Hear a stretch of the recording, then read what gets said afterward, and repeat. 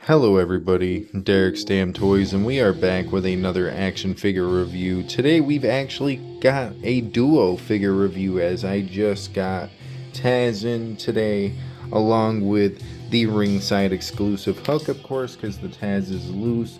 We don't have any packaging to look over, but we've got the Hook FTW champion sitting there on the side. I do like the nice white outsides, and then you got the nice pictures of them on the front and the back. Same thing as the other side, got Hook FTW champion. You got the number down here if any of you are curious. You've got AEW wrestling on the top, and then probably a bunch of random shish on the bottom. Of course, the Ringside exclusive sticker down there in the corner, and this does have a front viewing window with a 730 on the inside. And you know, why don't we get this figure out of the packaging? Because if you know me, you would know, well, we ain't gonna review it from the inside of the package. We gotta open the bad boy up. Alrighty, you guys, now that we've got the Hook out of the plastic prison, and while Taz was already out of his plastic prison, we can go over the accessories. Of course, quite a bit with Hook, with him being a Ringside exclusive, and Taz, not so much, with him just being from one of the main lines. Though I will say the Taz does come with a decent amount himself. He comes with two interchangeable heads. He's got the Screaming sculpt, and he's got the standard look. Taking a little side by side here, I would say both of them look fairly well. I do like the Screaming expression a little bit more, but that's just kind of whatever. Of course, he comes with this flimsy, weird feeling rubber jacket, which I will probably end up cutting the sleeves off of, I can't lie. Though I do kind of like the way the base jacket looks. The sleeves would probably make this a lot better. And then you could have a jacket for some of your bigger guys, like maybe Bronson Reed, who's over there in the background. If you've been keeping up with the pick fed, you already know what matchup we're at right now. I will, of course, get into that a little bit later as well.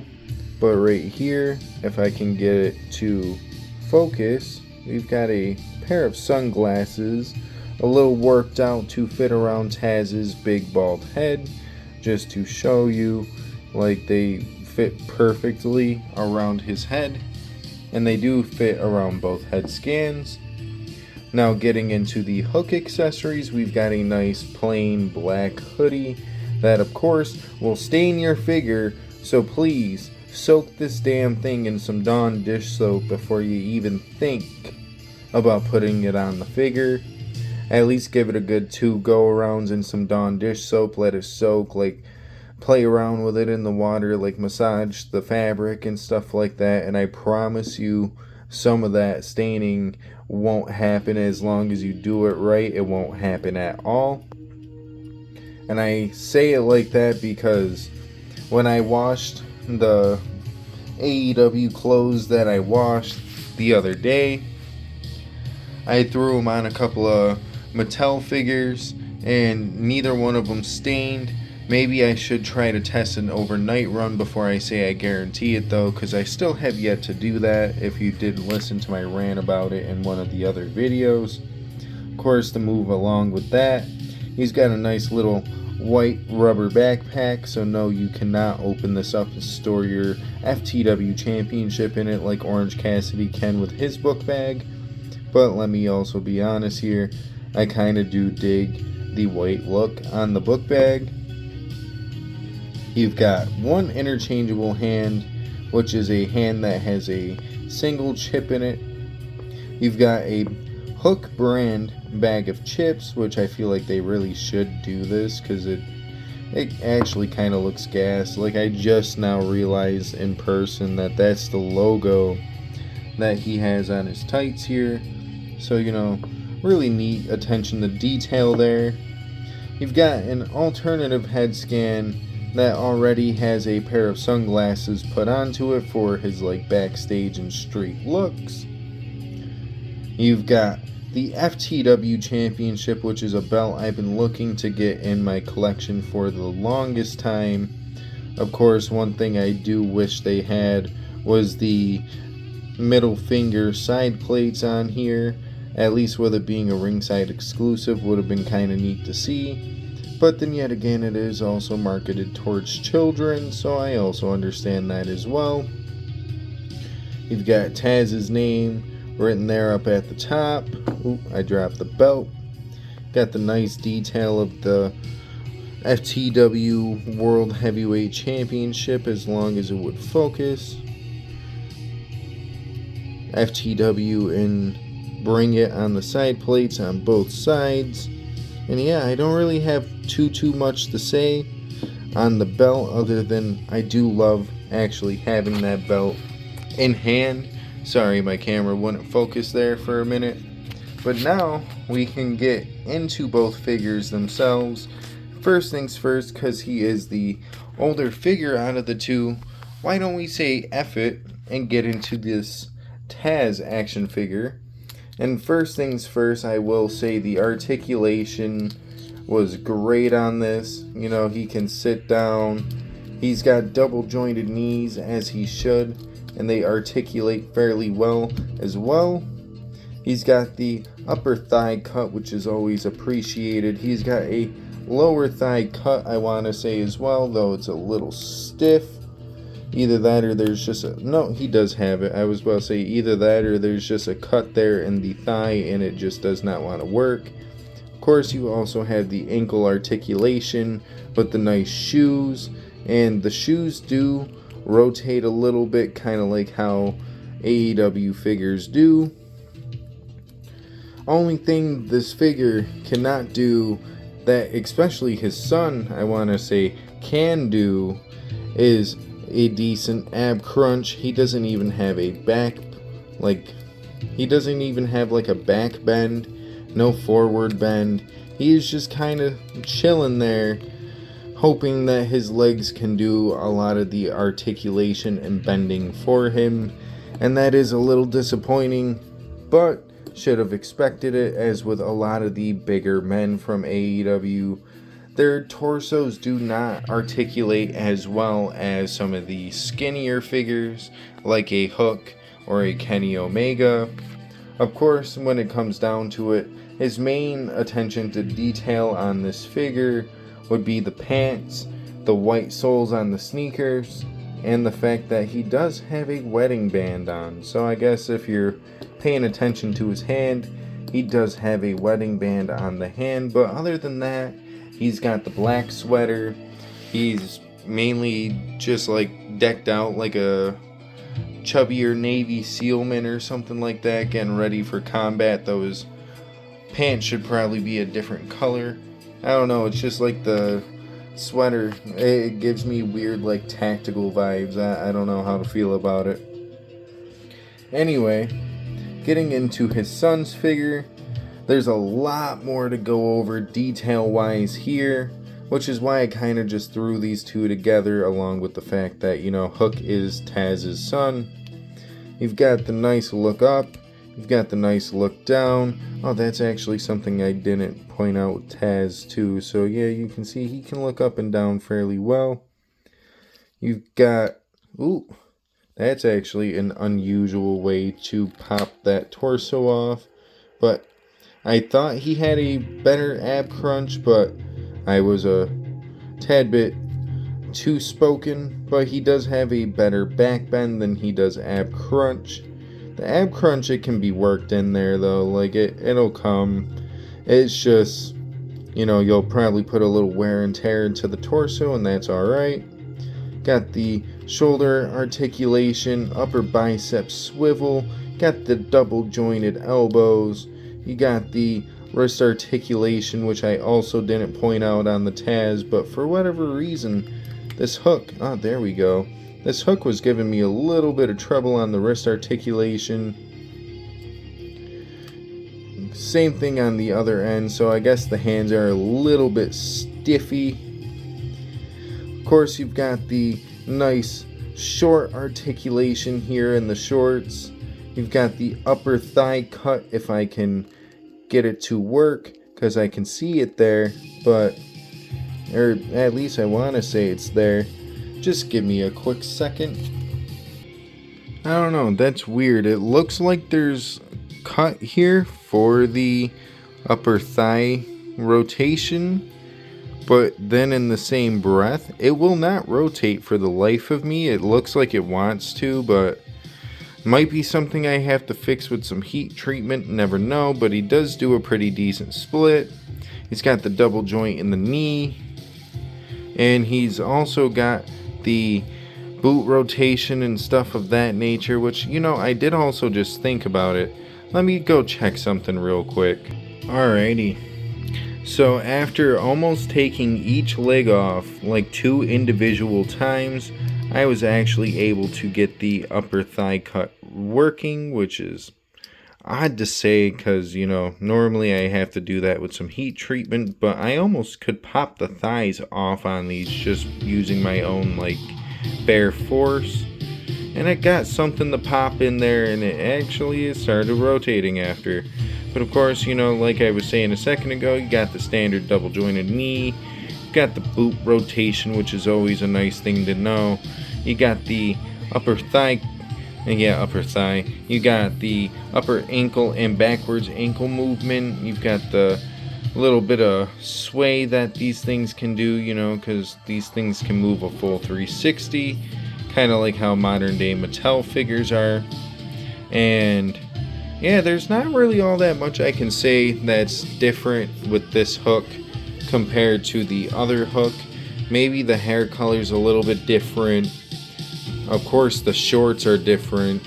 The boots, not so much, though they do have a design to them, so that's actually kind of a nice little touch here for, you know, those of you who are looking at the figure for what it looks like. You've got 730 on the boots, you've got his shorts logo here on the back of his legs, you've got 730 here on the white side written in black, then on the black side you've got that face there in white. And it kind of reminds me of the Punisher logo, but then yet again, I could also just kind of take that for like a pumpkin face or like a ghost face. I don't know. Of course, tattoo-wise, I want to say this is at least somewhat of a newer tattoo detail, as you've got the little devil there. Something that was on his original figure, you've got that there. I'm kind of happy my camera zoomed in by accident because these are actually coming across a lot better. You've got God-fearing. You've got the... what does that say right there? Can't really get it to focus all that well. At least not holding my phone the way I was. I think that just says 1,000. Let me see if I can get it off camera. No, I'm definitely not going to be able to read that off camera. I don't know. Let me go back into the normal zoom and get in a little bit closer maybe. No, it's not going to work. Oh well. Got mom there on the upper half. Got some praying hands, I want to say there. Which... yeah, I was right. You got some praying hands there. You've got a bird there on his shin. And there's no other tattoo detail that I am seeing that is either new and or up to date. I know he's got the one tattoo over here on his other chest area. But there is at least, I think, one tattoo that is different on here, now that I'm looking at the original figure itself as well. Oh no, the little devil tattoo is also on his first figure too, so this is a fairly similar tattoo setup to how his original figure looked. That's also how I figured out that he had the upper thigh cut, because I grabbed his original figure real quick and tested it out. Kind of forgot I had him out for God knows whatever reason. But yeah, with all that being said, let me get these two in a pose and we can get into our final thoughts. Alrighty, you guys, now that we've got them all posed up in the final pose, the way I see it, Taz and Hook, they definitely should have been like a competitor manager duo here in AEW, but you know, sadly, we don't really get to see that. We saw Hook get introduced into Team Taz. Slowly he got some he got some energy, and he actually started to become the wrestler that we all thought he might become. Of course, when he first started coming around, he was a little scrawny, weird looking kid, I guess you could say. He was just always dressed in a gray hoodie, covering his face and stuff like that, and he's just kind of grown into his own character, I guess you could say. I don't know, but when it comes to seeing these two side by side in figure form, especially here in the entranceway of Ladder War, can't really say all that much other than I would love to have these two as a manager and competitor combo in Damn Defiant Wrestling. Taz with commentary isn't bad in AEW. Hook as a competitor isn't bad in AEW, but I feel like you let this father and son duo actually ride the wave of the AEW scene. They could actually go to new heights instead of having Hook play around with what was now a former championship that wasn't technically accounted for by AEW. And just all the weird stuff they've kind of done with Hook since, I guess you could say, the start of him appearing with Team Taz. But when it comes down to it, at the end of the day, I don't have all that much else to say other than I do like both of these figures. And what would I rate them on a scale of 1 to 10? Well, just to get the Taz out of the way, I'm going to give him a good solid 6.5, and I only say it like that because he doesn't really come with anything that makes this figure stand out. Like, if you don't know who Taz is and you just saw him on a shelf looking the way he does, I wouldn't think to buy him necessarily if I wasn't a avid ECW fan and stuff of that nature. Like, knowing where the FTW championship came from originally, kind of seeing somewhat of how it grew because I wasn't growing up in that era, because, you know, I wasn't even born yet, let's be honest. But yeah, you know, this Taz still not getting a bad rating. If anything, it's just more or less down to the fact that we didn't get all that much with him. And one of the many things we did get with him was a rubber jacket with sleeves on it that can barely articulate. So, yeah, that's why I'm going to give him a 6. That the figure is bad itself. Just nothing that really sticks out to me as a must-buy figure. And then when it comes to the Hook, I would love to give him a good 8.5, 9 rating. But the fact that the legs were a little wonky as soon as I took him out of the package, I didn't even know why his thigh rotation wasn't working, or not thigh, his upper leg cut wasn't working. And other than that, besides the hoodie that'll stain the shit out of your figures, the only thing I don't really like about this figure is the fact that this head scan in particular, the glasses are just molded onto the head scan, which I guess is probably a better look than trying to warp it around on his ears like the Taz figure. But that's whatever. That's besides the point. I'm gonna still give him a good solid 7.5. After all, this figure is still pretty damn good, and when I bought it, it was definitely worth the money. Only thing I would complain about if I got the figure with no issues with the legs, I would still probably end up giving him a solid 8.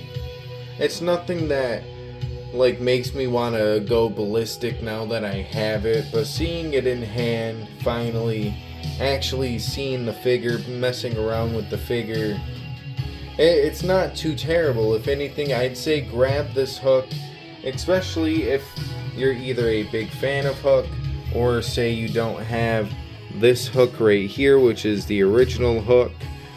Or maybe you just want a bunch of different gears for your guys for your pick fed and hooks one of the guys in your pick fed. Then I understand, grab as many hooks as you can without spending too much money. But at the end of the day, what would I give these guys on the Meltzer rating, the 1 to Young Buck match? 1 out of 5 stars. As with the Taz, I gave him a 6.5, so I would say a solid 2.5 out of 5 stars should be fairly good. Or, well, I guess you could say more or less 3. I guess a good solid 3 out of 5 stars should be good for him. And then with the Hook, we'll give him a good solid 3.5 out of 5 stars. Fairly close on the Meltzer rating, but not close exactly in the 1 to 10 rating. Of course, I mainly, have this opinion because I do have the original Hook.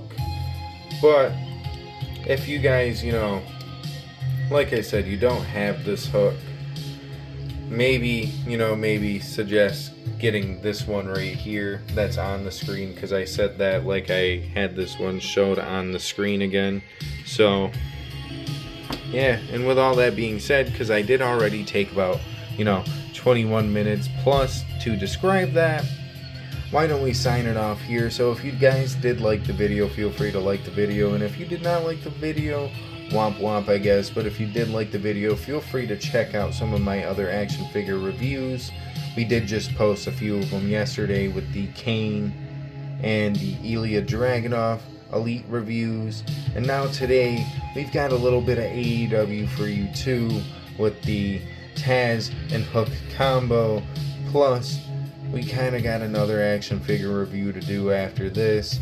Kind of contemplating if I want to save it though, but I know I do want to review it as soon as possible. So yeah, with all that being said, if you also would like to, feel free to go check out some of my other wrestling figure content, such as unboxings whenever I feel like doing them, or if I have a big enough shipment. We can also talk about the pick fed now, as we are in the middle of the main event here, just to kind of show you. We've got figures all sprawled out. We've even got figures technically behind this Hook box here. But yeah, we are in the middle of the main event, an 8-man ladder match for the Case of Defiance, which is hung high above the ring. A match type fairly similar to Money in the Bank, but we do have the one rule where you cannot cash this briefcase in on the mid-card championships. Don't know why that ever happened in WWE, and I don't want to ever have to think about doing it. So, if I ever were to back off on that, feel free to, send this clip to me and be like, hey, you broke that. You broke that rule. Anywho, we also got a plethora of pick-fed content going out there from when I started it about 2, almost 3-ish years ago now. And yeah, I don't have all that much more to say, so if you guys would like to, feel free to go follow me on Instagram. If you guys don't want to do that, feel free to subscribe here. After all, it is free to subscribe, and as of the videos from yesterday, we did technically get a new subscriber. So our subscriber count is at 324. I almost said 234, so I almost had the first 2 numbers backwards. Just to show you what I'm talking about here, we got 324 sitting there. So, I got video proof to document it a little bit, because looking back at some of these figure reviews, talking about the subscriber count, just to watch some of those subscribers go away or whatever within like a couple of videos, or say maybe they accidentally subscribed and didn't realize it. I don't know what the case may be, but I've seen that happen before, so I at least try to show a little video proof beforehand. Anyway, at least that's something I'm starting to do now. But with all that being said, feel free to hear me shut the hell up and sign out of here. So have a good rest of your day, evening, whatever the case may be. I don't know, because I am not in your time zone. And on that note, we are actually going to sign off now. So deuces, ooses, I normally say yeet and knock a figure over, but I'm not doing that right now. But yeet.